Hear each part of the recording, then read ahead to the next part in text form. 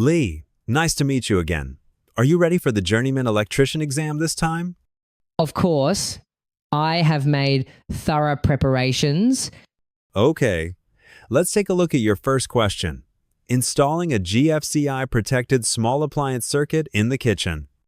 I'm installing a 20 amp small appliance branch circuit for a kitchen countertop.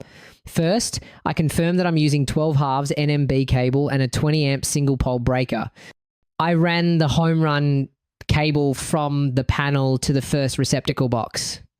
At the GFCI outlet, I connected the black hot conductor to the line brass terminal and the white neutral to the line silver terminal.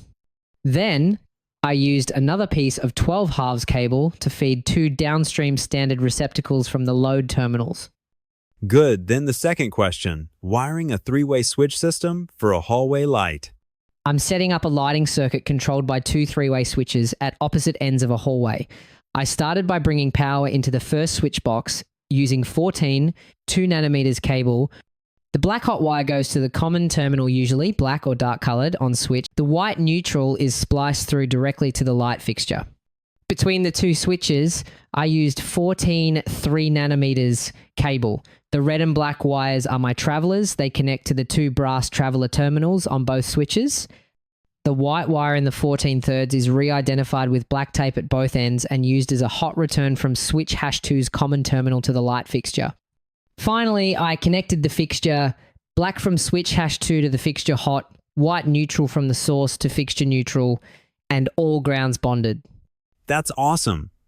I'm going to step up the difficulty. Here's the final question. Installing a 240 volts electric water heater circuit. I'm installing a dedicated branch circuit for a 240 volt electric water heater. The nameplate shows 4,500 watts at 240 volts, so I need a 30 amp breaker and minimum 10 AWG copper conductors. I used 10 2 nanometers B cable with ground from the panel to a junction box near the water heater.